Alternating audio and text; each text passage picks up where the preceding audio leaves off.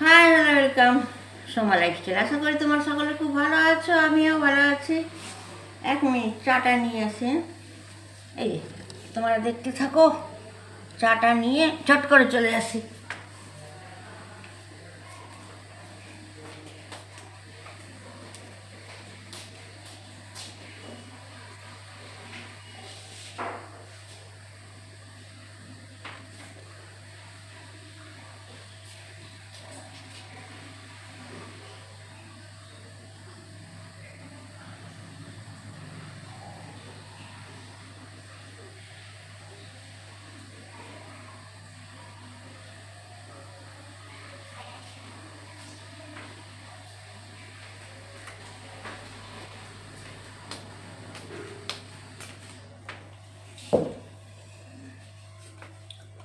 যাই হোক,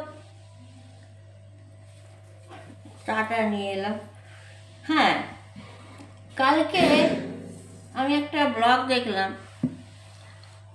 মেয়েটার নাম বৃষ্টি, নিশ্চয়ই তোমরা জানো, কিন্তু ওর ব্লগের নামটা তো বোধহয় অপরাজিতা। ওইটুকুন বাচ্চা একটা মেয়ে, একটা ওইটুকুন পুচকা একটা ছেলে এবং হাজব্যান্ড, তাই তো লাভ ম্যারেজ বিয়ে করা, যেটা শুনলাম। দুর্গাপুর থেকে ওরা পালিয়ে গিয়ে শিলিগুড়িতে গিয়ে বিয়ে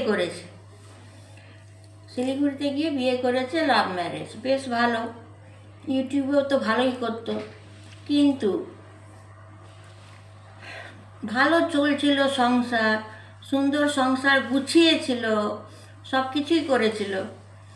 হঠাৎ ওর একদিন যে শুয়েছিল, হঠাৎ বাঁ দিকে চোখ থেকে গড়গড় গড়গড় করে রক্ত পড়তে শুরু করলো বৃষ্টির। হ্যাঁ, চলে যা। তো আমি চা ছেঁকে নিচ্ছি, চলে যা। ও চা দেবে বলে দাঁড়িয়ে আছে। তো বৃষ্টি জন্ম মৃত্যু নিয়ে লড়ছে। ওইটুকুন মেয়ে কালকে যখন পরশুদিন যখন ওকে পুরো ন্যাড়া করা হচ্ছে, মানে এত আমার দেখে কান্না, বিশ্বাস করবে না।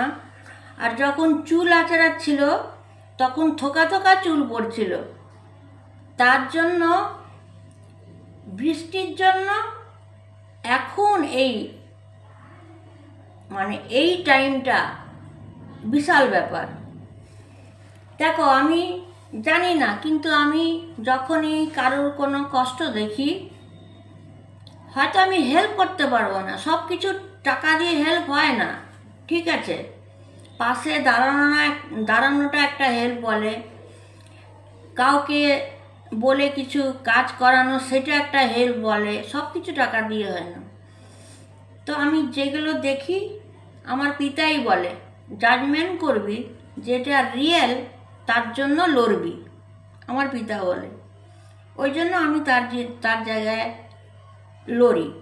পিতার একটাই কথা দেন আছে, তোর জন্য তো আমি আছি, তোর জন্য তোর স্বামী আছে, তুই তোর চিন্তা করবি না, তোর ছেলে আছে, তোর মেয়ে আছে, তো তুই তোর নিজের চিন্তা করবি না, আমি তোর হাজব্যান্ড, তোর ছেলে মেয়ে আছি, তুই এগিয়ে যা অপরের যেটা রিয়েল কষ্ট সেটাকে ঠিক করার জন্য।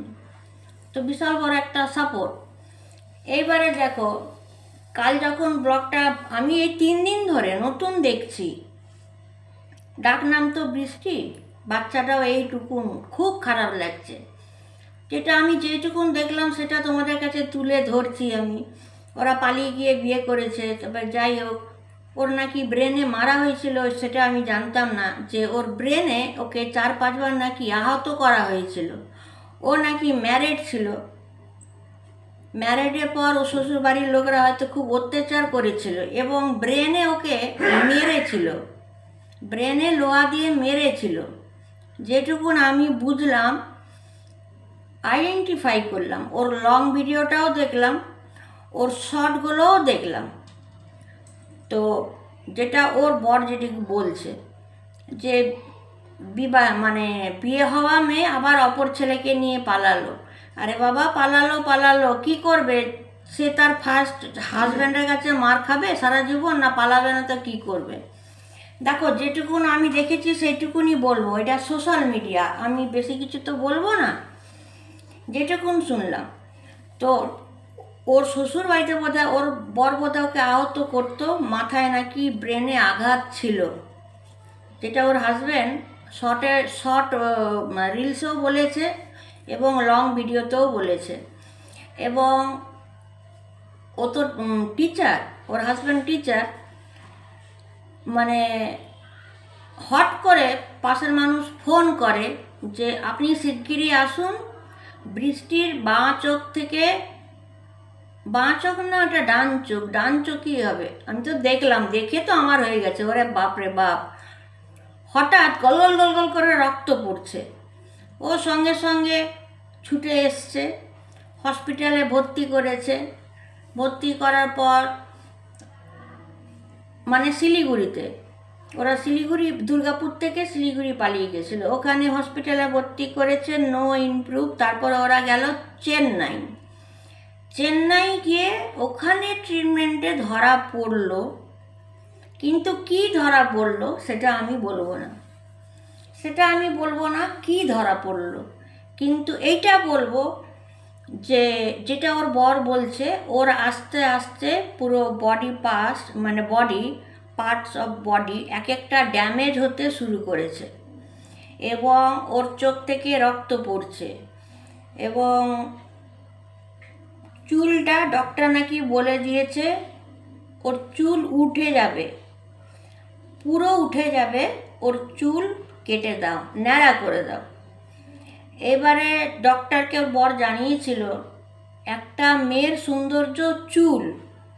এবারে আমি আমার বউকে কি করে বলবো যে তোমাকে ন্যাড়া হতে হবে, চুলটা পুরো কেটে দিতে হবে? বলতে পারছে না। নারীর চুল, আমরা চুল নিয়েই বেশি থাকি। ডক্টর বলেছে, তখন ডক্টর বলেছে হ্যাঁ এটা খুব টাফ। যখন রোগটা শোনে তখন ওর বর স্টান্ড হয়ে যায়। তো আমি এখানে রোগটা বলবো না, এবং ওই যে বলে দিলাম ন্যাড়া করাতে বললো, করিয়েছে খুব কষ্ট করে। ওকে বলেছে, ডক্টরও বললো গিয়ে বলবে না, 7 দিন সময় লাগুক, চালাকি করে বলে একটু একটু করে কাটতে শুরু করো, বলবে না।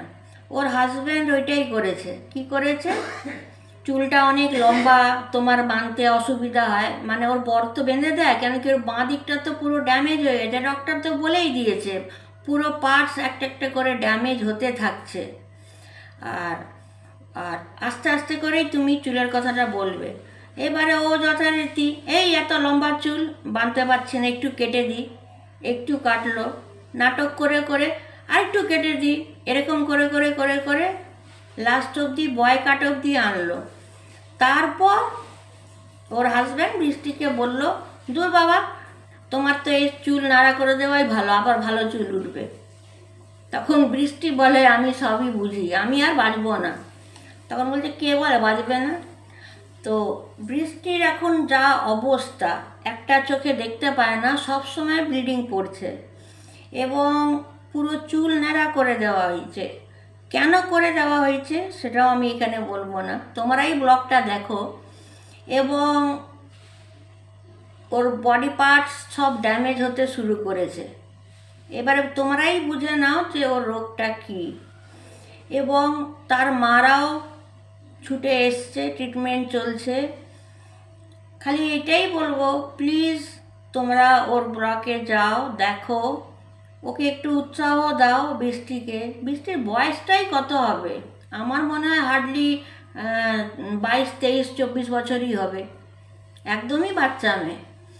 তো এখানে কোনো ডোনেটের ব্যাপার না, যথেষ্ট তোমার বৃষ্টির পরের সব কিছুই আছে। তো তোমরা একটু প্রে করো, যেহেতু এত বড় একটা ব্লগার, খুব নাম, বৃষ্টির খুব নাম, অনেক দূর উঠেছে, তার জন্য বলবো একটুখানি তোমরা প্রে করো যাতে বৃষ্টি ভালো হয়ে ওঠে। বাট আবার একদিকে খটকাও লাগে, যেটা ডক্টর বলে দিয়েছে সেটা তোমাদের বলতে পারছি না, ন্যাড়া করে দিল, বডি পার্টস সব ড্যামেজ হতে থাকছে, মিষ্টি বাঁ চোখ না ডান চোখ থেকে অলওয়েজ রক্ত পড়ছে। কেন কি ভিডিওটা করে তো মাঝে মধ্যে সেলফি করে ওই জন্য অতটা বোঝা যায় না। খুব খারাপ লাগছে, আর ওর থেকেও খারাপ লাগছে তার বাচ্চাটাকে নিয়ে। ওইটুকুন বাচ্চা ব্লকে বলছে, তোমরা কি আমার মাকে ভালোবাসো না? তোমরা কেমন?